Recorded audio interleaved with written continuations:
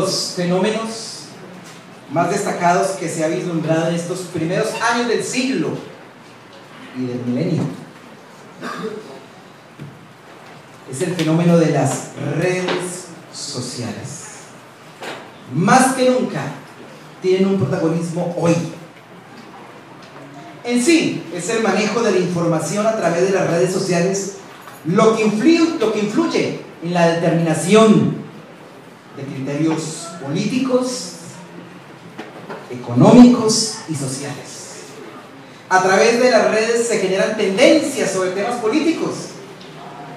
A través de las redes se influencian las prácticas de compras, consumo e inversión.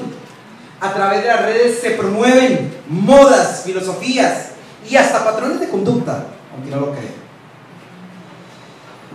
Pero lo que más me cuestiona es ver cómo aquellos personajes que ostentan un liderazgo en la sociedad utilizan las redes sociales para tergiversar realidades con el propósito de capitalizar nuevos adeptos, aprovechando la oportunidad de que muchos, tal vez la mayoría, no filtran y dan por sentado que es verdad todo lo que aparece en las redes.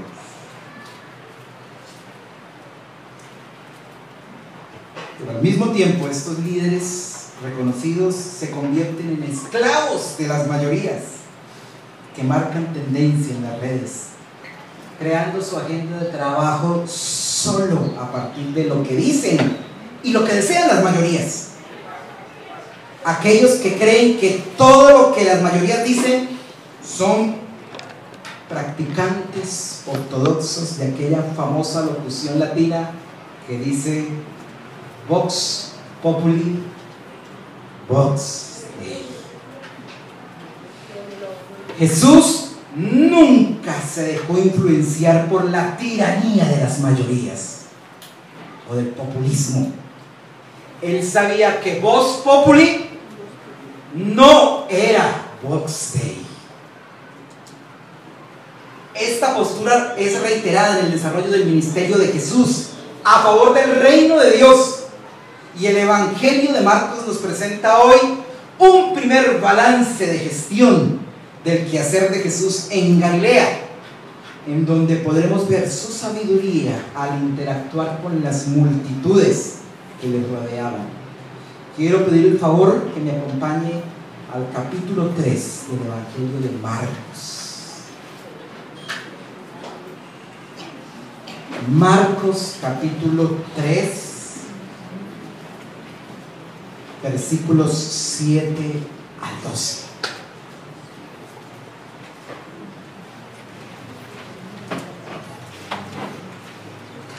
Marcos capítulo 3, versículos 7 al 12.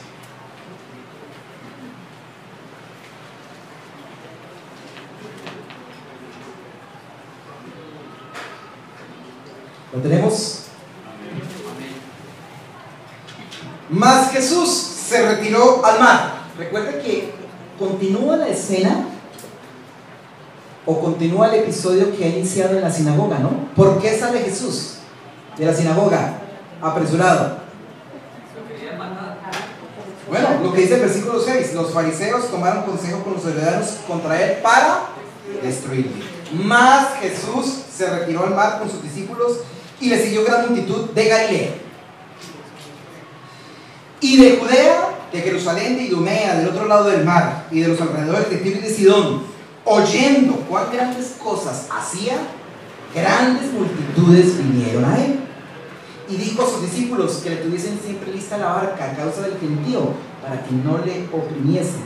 Otras versiones dicen para que no le estrujasen, para que no lo apretasen, porque había sanado muchos, de manera que por tocarle, cuantos tenían plagas caían sobre él. Y los espíritus inmundos, al verle, se postraban delante de él y daban voces diciendo: tú eres el Hijo de Dios. Mas él le reprendía mucho para que no le destruyese. En esta mañana, Señor, Permítenos escuchar tu voz. Asísteme a mí como expositor, tu palabra, porque tengo responsabilidad en este ejercicio de escuchar tu voz. Asiste a mis hermanos como auditorio, porque ellos también tienen responsabilidad de escuchar tu voz, porque no es solo mi responsabilidad. Todos tenemos responsabilidad por escuchar, por escribir, por palpar, por poner atención a lo que tu palabra expresa. Háblanos, Señor. Permítenos ser edificados, sobre todo en esta era donde la voz de las redes sociales marca tendencia. Permítenos discernir esa voz y filtrarla. Pero abre nuestros oídos, nuestros sentidos a la voz de tu palabra, porque no solo de pan vive el hombre, no solo de sus realidades materiales, pero algo es indispensable e ineludible: todo lo que sale de la boca de Dios. Permítenos, Señor, palpar tu palabra. Amén. Bueno, este pasaje es el último pasaje de toda la primera gran sección que ya hemos visto en el Evangelio de Marcos. Sección, si tienes su Biblia ahí, que comienza del versículo 14 del capítulo 1, para que miren toda la panorámica que ya hemos recorrido. Hemos visto dos series de Marcos, es decir, dos líneas temáticas vistas en 5 escenas, cada línea temática. La primera línea temática que habla acerca de lo que Marcos quiere mostrar, en lo que consiste el reino de Dios. Y la segunda serie que habla acerca de lo que es verdadero, sobre todo en términos de la expresión de fe. Este pasaje culmina, este pasaje nos permite resumir todo lo acontecido en esa primera gran división. Y el punto de partida de esta división fue el discurso de posesión de Jesús. ¿Se acuerdan del discurso de posesión? El tiempo se ha cumplido. Segundo verso del discurso: el reino de Dios se ha acercado. Y tercero: arrepentíos y creer en el Evangelio. ¿Se acuerdan cuando vimos ese discurso de posesión? Vamos a hacer, y creo que Marcos hace un balance de gestión, resume mucho o todo lo que ha acontecido de aquí para atrás en todos los 2 capítulos y parte del tercer capítulo. La primera parte de este balance de gestión del reino de Dios lo observamos en los versículos 7 y 8. Nos vamos a leer. Jesús se retiró al mar con sus discípulos y le siguió gran multitud de Galilea. Punto. Ahora, y de Judea, de Jerusalén, de Idumea, del otro lado del Jordán, de los alrededores de Tiro y de Sidón, oyendo cuán grandes cosas hacía, ¿qué pasó? Grandes multitudes vinieron a él.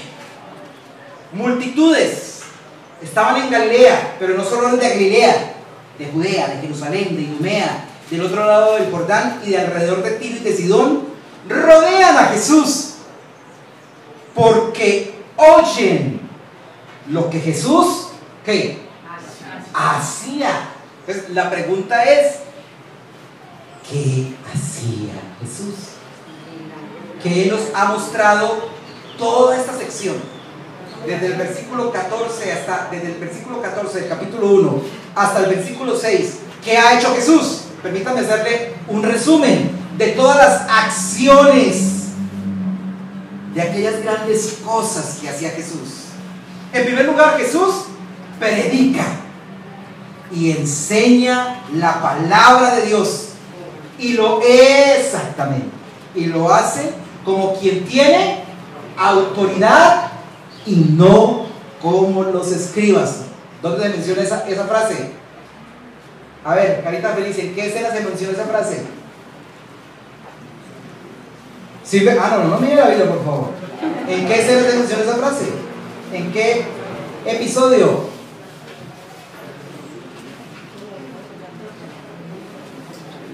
Cuando liberta al poseso en la sinagoga. ¿Se acuerdan? La gente se admiraba porque enseñaba como quien tiene autoridad y no como los escribas. ¿Qué más hace Jesús? Anda, se desplaza por toda Galilea buscando entrar en contacto con muchos. ¿Qué más hace Jesús? Visibiliza a las personas. El texto dice: ve a Simón, ve a Andrés, ve a Jacobo, ve a Juan, ve a Mateo, ve al leproso, ve a la suegra de Simón, ve al paralítico, ve al tullido que sana en la sinagoga. ¿Se acuerdan los 8 días? Y le dice: ponte en medio para visibilizar. ¿Qué más hace Jesús? Hace llamados para que le sigan. ¿Qué más? Eso, como a Leví, como a Simón, Andrés, como a Jacobo y Juan. Jesús inspira al cambio. Jesús confronta las fuerzas del mal, como lo vimos en la sinagoga. Jesús libera a las personas de esas fuerzas del mal. Jesús sana. ¿De qué manera? Relacionándose. Fíjese que los episodios, digamos, específicos donde Jesús sana, no menciona ninguna palabra fuera, fiebre, no, sana relacionándose. ¿Cómo sanó a la suegra de Pedro? 3 verbos vimos: se acercó, la tocó y la levantó. ¿Cómo sanó al leproso? ¿Cómo se sanó al leproso? Bueno, dijo: sé limpio. Su palabra, ahí dijo una palabra especial: sé limpio, que expresa su voluntad. Pero tocó.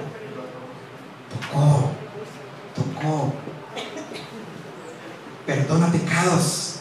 Otra gran obra: el rendir pecados. Restaura. Comparte la mesa con publicanos y con pecadores. Confronta al sistema religioso de su época, actuando con verdad, con integridad y con congruencia. Esto es lo que impacta. Esto es lo que inspira, lo que atrae a la muchedumbre de personas con las que termina rodeado Jesús en esta escena. Su actuar, sus acciones concretas, su manera de vivir, su manera de hablar, su manera de pensar, su manera de relacionarse con los demás. Mostraba el reino de Dios, predicando la palabra de Dios, pero al mismo tiempo viviendo la palabra de Dios en toda su plenitud. Acción. Lo que resalta ese balance es lo que Jesús hacía, su actuar, su acción, acción concreta. Miremos ahora el segundo componente de este balance de gestión. Lo vemos en los versículos 9 y 10. Y dijo a sus discípulos que le tuviese siempre lista la barca a causa del gentío, para que no le oprimiesen, porque había sanado muchos, de manera que por tocarle, cuantos tenían plagas caían sobre él. Jesús se encarnó la gran iniciativa de Dios de acercarse al ser humano. El reino de Dios se ha acercado, proclamó en su discurso de posesión. La agenda de Jesús evidenciaba cercanía. La agenda de Jesús evidenciaba interacción, identificación y hasta cargar las cargas de otros oprimidos. Es decir, Jesús fue accesible, fue tocable, fue palpable. Jesús se permitía acercarse, interactuar de tú a tú con las personas, escuchar sus historias, sanarles, compartir con ellas, interacción con el ser humano. Eso es lo que evidenciaba Jesús: interacción, interés por acercarse.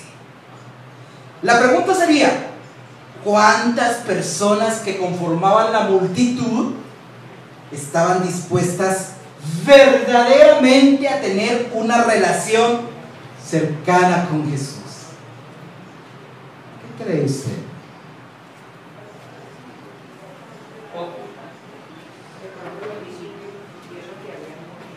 Muy pocos, ¿cierto? Había muchos, pero tal vez las motivaciones para ir donde Jesús podrían variar entre, digamos, por ejemplo, los que se acercaban porque interés. ¿Cuánto vales? Es decir, las personas que solo necesitaban un favor de Jesús, pero hasta allí. El milagrito, pero hasta allí. Tal vez algunas por curiosidad, como ustedes los mencionaron. Tal vez otras para experimentar algo raro, una sensación. Pero hubo otros que verdaderamente buscaban el propósito para lo cual vino Jesús: tener una relación real, personal con las personas. Los prodigios, los milagros y las señales solo eran un medio, para algunos eran un fin. Lo más importante que hace Jesús hoy, que ha hecho Dios en toda la historia, es querer acercarse al hombre para que se acerquen a Él, para que le busquen, para que le toquen. Por lo menos hubo 5 en toda la sección que sí tenían la intención de hacerlo. Simón y Andrés, ¿se acuerdan la escena? La primera escena que vimos. Simón y Andrés vieron en Jesús algo más significativo que su trabajo de pesca. Jacobo y Juan vieron algo más significativo que las tradiciones familiares. La suegra de Simón vio en Jesús a alguien digno de ser servido. Mateo vio en Jesús su verdadero Dios y le dijo a Mamón: chao, Mamón, ya no te sigo. Ahora Jesús es mi Dios. Abandonó la confianza en sus propias riquezas.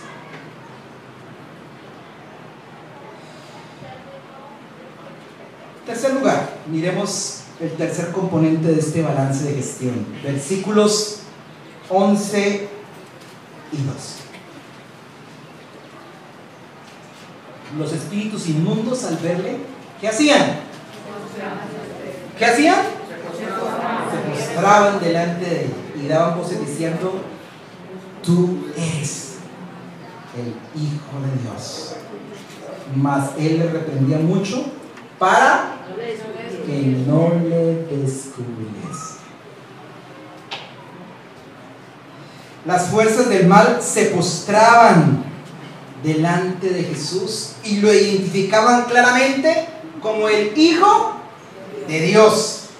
¿Por qué? ¿Por qué la única opción de las fuerzas del mal era doblegarse ante Jesús? Por su autoridad. Por lo que reconocían por su autoridad.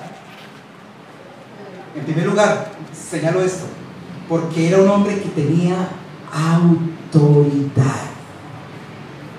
La gente en la sinagoga, al liberar a una persona que estaba poseída, dijo acerca de Jesús: ¿qué es esto? ¿Qué nueva doctrina es esta? Que con autoridad manda a los espíritus inmundos y obedecen. Asimismo, su autoridad se daba en virtud de su práctica de vida. Su autoridad se daba en virtud de que vivía lo que a Dios le agradaba. No, su práctica de vida no se aliaba con el mal. Su manera de vivir, su manera de actuar, su manera de relacionarse con los demás era recta y agradable delante de Dios. Y esto representa también la segunda razón por la cual las fuerzas del mal se doblegaban delante de Jesús: ser hijo de Dios. Además de ser el hijo de Dios, era hijo de Dios. Además de ser unigénito del Padre, su práctica de vida se aliaba con Dios. Su práctica concordaba con los principios, con los valores del reino de Dios. Su práctica de vida evidenciaba intimidad, cercanía, filiación con Dios. Estaba con Él y por eso también le identificaba. Ahora, respecto a la expresión, mas Él les reprendía mucho para que no le descubriesen. ¿Sabe que este es un acto reiterado que vemos hacer a Jesús en el Evangelio de Marcos? Lo vimos por primera vez cuando liberaba al poseso en la sinagoga. ¿Qué hicieron los demonios? Lo identificaron: tú eres el santo de Dios. ¿Qué hizo inmediatamente Jesús? Cállate, cállate. ¿Dónde más lo vimos? Por ejemplo, cuando en la casa de Simón y Andrés. En la casa de Simón y Andrés lo vimos. Estamos hablando solo de escenas que ya hemos visto en esta primera división. Lo vimos en la casa de Simón y Andrés después de que sanó la suegra de Pedro. Llegaron a la puesta del sol muchos. Y dice el texto ahí del capítulo 1, en los versículos 34, sanó a muchos. 33 dice: se agolpó toda la ciudad a la puerta. Sanó a muchos que estaban enfermos de diversas enfermedades y echó fuera muchos demonios, y no dejaban hablar a los demonios porque le conocían.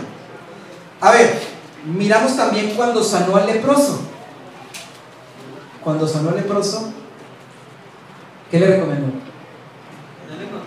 No le contara a nadie. ¿Por qué hace esto Jesús? ¿Por qué hace esto Jesús?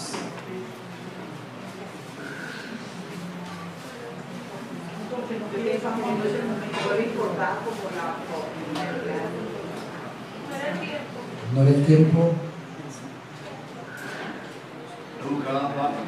No buscaba fama. Me alío con esas posiciones. ¿Sabe?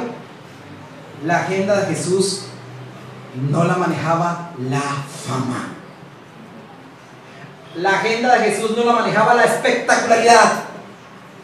La agenda de Jesús no la manejaba el show. La agenda de Jesús no la manejaba la popularidad, como hacen muchos de nuestros líderes hoy. Solo quieren mostrar para que lo sigan. La agenda de Jesús se dirigía única y exclusivamente por hacer la voluntad de Dios Padre. Así implicara ser antipopular. La agenda de Jesús era hacer la voluntad de Dios Padre. Así implicara ser antipopular. ¿Recuerdan una escena de las que ya vimos? Cuando llegan a Jesús, Simón y otros que estaban con él, y le dicen: todos te buscan. ¿Se acuerdan de esa escena? A ver, ¿quién recuerda esa escena? ¿Qué pasó en esa escena? ¿Qué dijeron?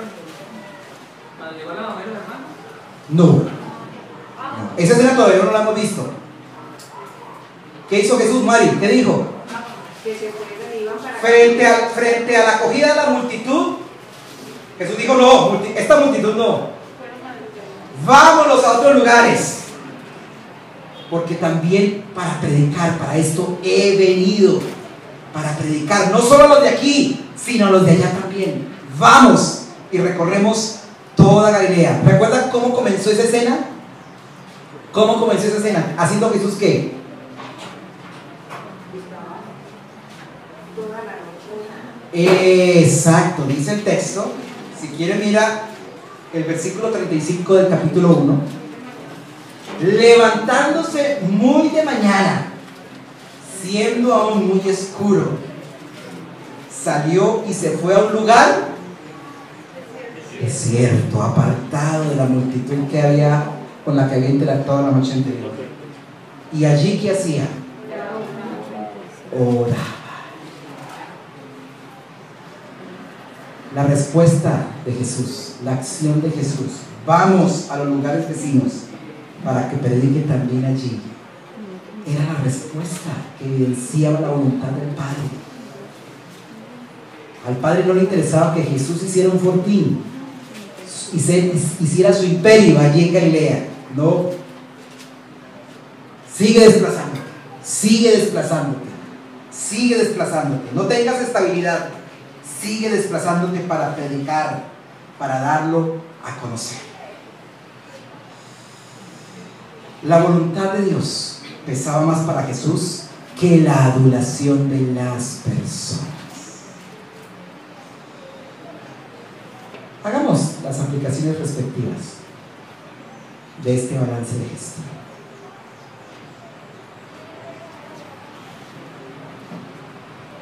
Hemos visto en este primer balance de gestión del reino de Dios 3 características de Jesús. Una, lo que hacía. ¿Se acuerdan lo que dice el texto? La gente, al oír lo que hacía, el hacer de Jesús. Hemos visto una segunda característica: cercanía y accesibilidad a la gente. Y una tercera característica: cercanía e intimidad con Dios. Eso era lo que las fuerzas del mal hacía que se postraran delante de Jesús. Una primera aplicación: yo no veo estas características en ninguno de los líderes de nuestro tiempo. Por tanto, no los endiosemos, porque solo hay un Mesías,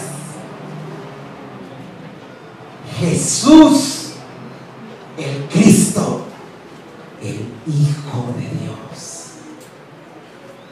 No endiosemos por las redes sociales. No endiosemos por lo que aparece en los titulares.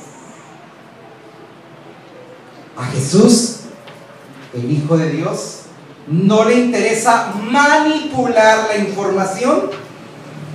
A Jesús, el Hijo de Dios, no le interesa ni tergiversar la realidad para capitalizar popularidad o réditos electorales. A él le interesaba hacer la voluntad de Dios.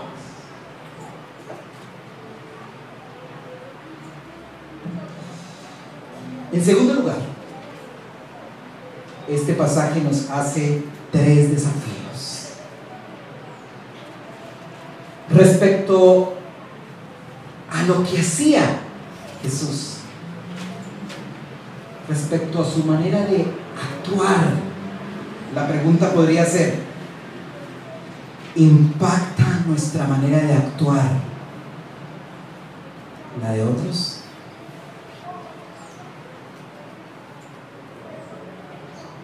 Nos estamos preguntando: nuestras acciones, nuestra manera de vivir, nuestra manera de hablar, nuestra manera de pensar, nuestra manera de relacionarnos con los demás, inspira a otros al cambio, inspira a otros a ser diferente.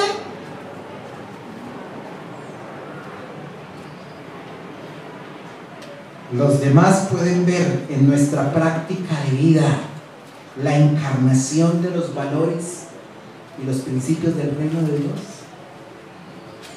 ¿Eso es lo que estás haciendo?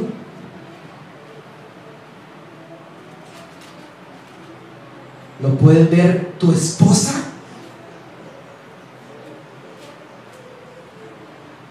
¿Pueden ver que tú como hombre encarnas los valores y los principios del reino de Dios?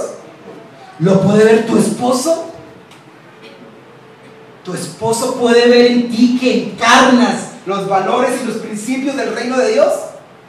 ¿Lo pueden ver tus hijos?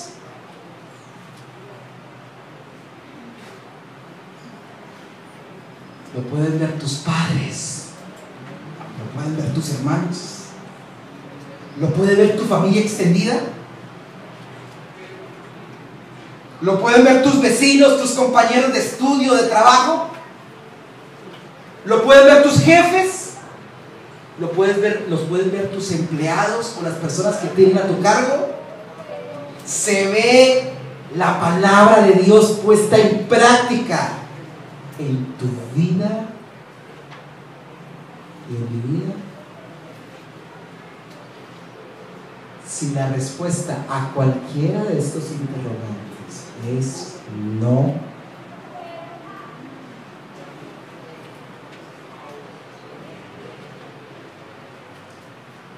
estamos siendo meros religiosos. Puedes que prediques la palabra de Dios, pero si tus acciones no lo hacen, testimonio malo estamos dando delante de las personas.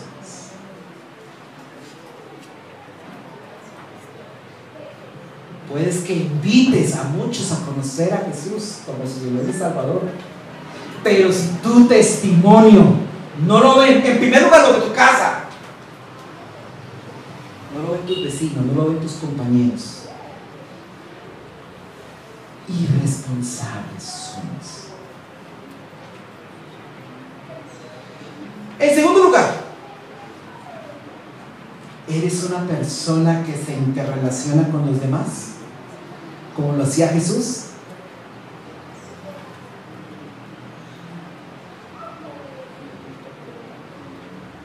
¿Te interesa el acontecer de los que están a tu alrededor o solo piensas en ti y en tu agenda del día a día?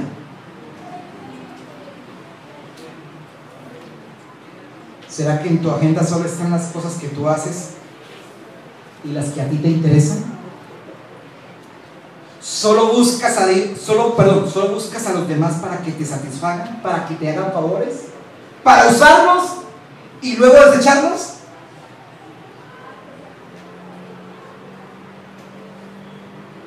¿Tienes relaciones significativas? Puedes tener mucho conocimiento de la palabra del Señor, pero ¿te relacionas significativamente con tu esposa? ¿Con tu esposo? ¿Con tus hijos? Puedes tener mucho conocimiento de la palabra de Dios y puedes recitarlo y hablarlo, pero ¿te relacionas significativamente con las personas? ¿Las visibilizas? ¿Visibilizas como lo hacía Jesús? Si no lo haces, tu fe, amado amigo y hermano, solo la. En tercer lugar, ¿ocupa Dios un lugar importante en tu agenda del día a día? ¿O lo ignoras por completo? Eres creyente y asistes a la iglesia y Dios no ocupa un lugar prioritario en tu agenda. Primero está el trabajo, primero está el placer, primero está el descanso, y dejamos de buscar al Señor? ¿No oramos? ¿Nos dejamos de congregar? Cuidado, te expones a grandes peligros.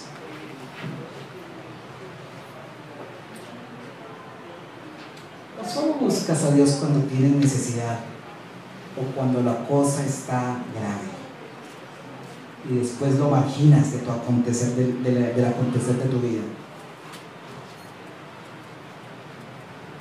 ¿A qué le das más valor? ¿A lo que dice tu jefe que a lo que dice Dios? ¿A qué le das más valor? ¿A lo que digan tus tradiciones familiares que a lo que dice Dios? Muéstrenme en sus agendas y el tiempo que le dediquen a Dios día a día dirá cuánto aman a Dios. Muéstrenme sus agendas del día a día y la cantidad de tiempo, porque estamos con el sofisma de la caridad. Yo le dedico a Dios caridad, yo le dedico a mis hijos caridad. ¡Puro cuento! Los seres humanos no somos seres de caridad, somos seres de cantidad, de cuánto tiempo estemos con ellos. La relación con Dios es cuestión de cantidad. No me diga cuento de caridad, lloro en 5 minutos. Puro cuento. No te alimenta nada 5 minutos. No te alimenta nada darle prioridad a la familia, a los amigos, al placer. No te alimenta buscar a Dios y venir a congregarte cada 15, 20 días o cada mes. No te alimenta eso. Si ese es tu criterio, déjeme decirte, está mal. Si ese es tu criterio, está mal. Necesitamos relacionarnos con Dios. Necesitamos relacionarnos con la comunidad de fe permanentemente, porque el diablo anda como león rugiente buscando a quien devorar, y sin darte cuenta, por estar alejado de Dios, puedes empezar a tomar decisiones incorrectas, inconvenientes, y después le preguntas a Dios. Tenemos el descaro de preguntarle a Dios ¿por qué?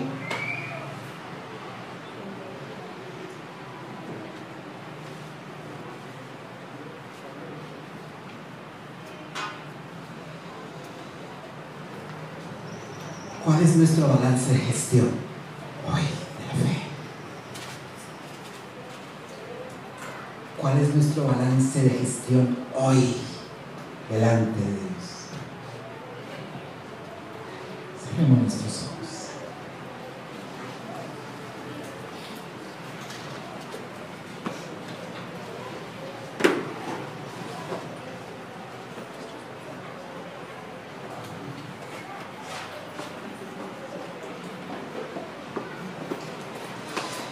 Que no nos pase como a Belsasar, Señor. Estudiamos su historia el semestre pasado en el libro de Daniel. Belsasar fue pesado, pero fue hallado falto.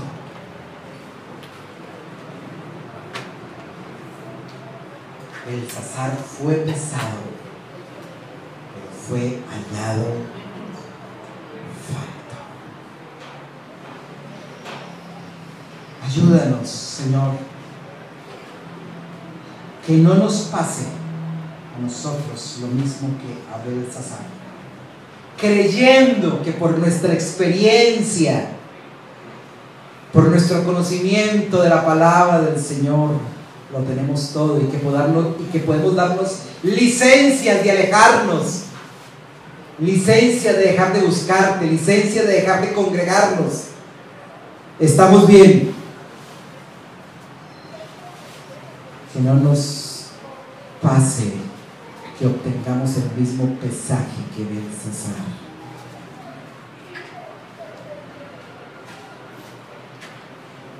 Mene, mene, tekel, uparsin. Pesado ha sido en balanza, fuiste hallado falto.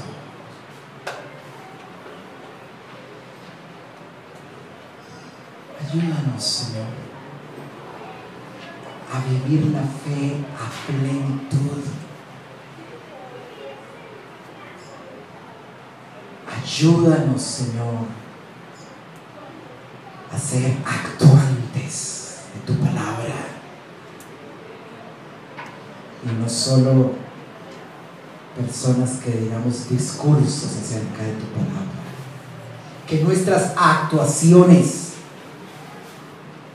se pueda ver que tú eres el Señor, que nuestras esposas puedan ver nuestras actuaciones, que estás tú, que nuestros esposos puedan ver nuestras actuaciones, que estás tú, que nuestros hijos puedan ver nuestras actuaciones,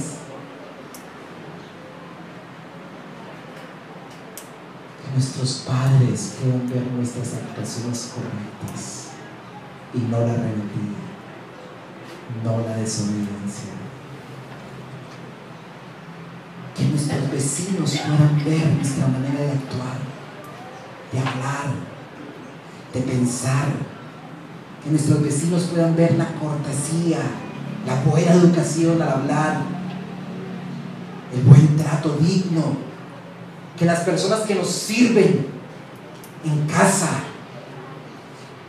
en el edificio, en la casa, en el conjunto, en el trabajo, los que nos sirven puedan verte a ti. Un trato con dignidad, con afabilidad. Que nuestros superiores, que todo nuestro auditorio pueda ver que actuamos en concordancia con la palabra del Señor. Que podamos dedicar tiempo a relaciones significativas que nos edifican, que desechemos las relaciones que no nos convienen, que podamos mostrar tu verdad y tu palabra a todos aquellos que lo necesitan, pero que también podamos confrontar diciendo la verdad, sentando posiciones cristianas en toda la esfera de la vida.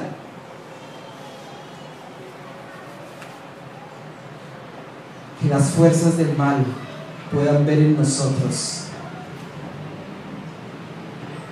que se puedan doblegar ante nosotros, porque tenemos identidad en ti y porque actuamos en concordancia con lo que a ti te agrada. Líbranos de pasar vergüenzas, de reprender y echar fuera demonios cuando nuestras acciones están aliadas con el mal.